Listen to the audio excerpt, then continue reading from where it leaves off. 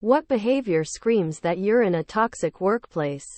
When you're crying on your way to work, being quiet when certain people enter the office, feeling absolute relief when the clock hit 5, worrying about work the night before, when your worth isn't recognized and criticism is a constant instead of constructive feedback.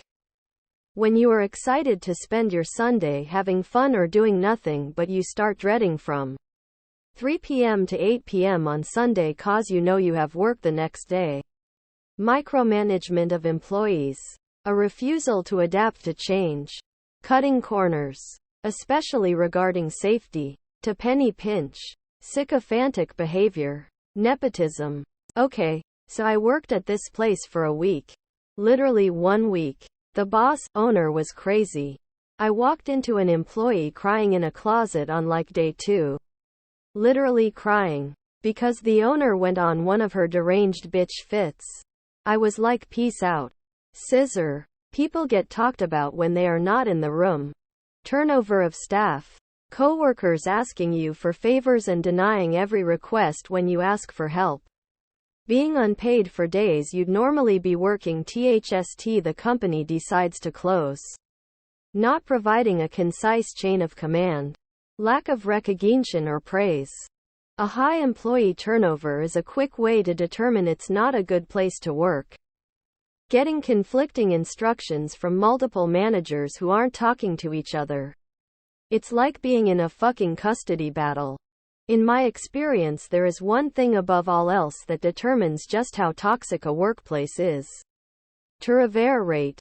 If employees are hard to retain and you frequently see new coworkers, you are working at a toxic place. OSHA mandated signs about toxicity. Deleted. Screaming. Usually. But for a more serious answer. Gossip. Especially if a boss complains about someone but never takes the issue up with whom they have the problem. Any workplace relationship or hooking that's management, subordinate, gender promotion quotas or anything else that goes against meritocracy. The dreaded, we're a family here. 10% of the staff doing 90% of the work. High turnover. Micromanagement. Given undesirable tasks. Employees that have special problems. People with health problems who cannot leave whereas people without problems leave. Removed. Retroactive accountability. Management trying to hold staff accountable for tasks that either A. are not in their job description, are not what they were hired for, or B. weren't explicitly stated to be their responsibility. Balls drop at work sometimes. It's mostly always fine. An inability to hold the right person accountable and understand why it went wrong is a sign of a broken system. There will be problems everywhere in that company. Admitting mistakes or asking for help is seen as a sign of weakness.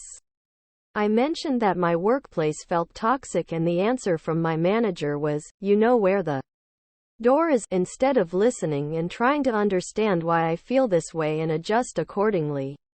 He would rather keep it the way it is. Coworkers that constantly complain has to be one of the most aggravating aspects of work.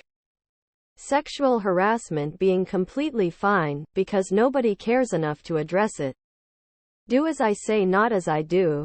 Classic. When you're reprimanded for the one time you fuck up but nothing's said about the hundreds of times you did well. When favorism is definitely showing brightly towards others and not all. We're a family here. When there's a lot of negative gossip, especially when your boss is the one gossiping. You're aware of gossip about office colleagues you've never met. High turnover. Not promoting from within when it's appropriate. When you're offered unlimited PTO, but never take off because you're constantly overwhelmed with work and taking a day off would just make things worse. When you have a boss who is arrogant and believes nobody is as good as himself.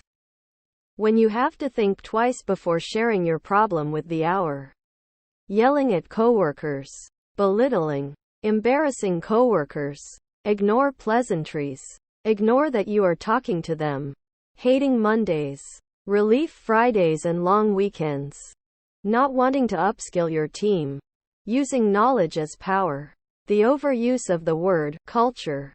Just a flipside answer. A behavior that screams excellent workplace is when your manager informs you of positions that mean progress for you, even if that is outside of the organization you work for.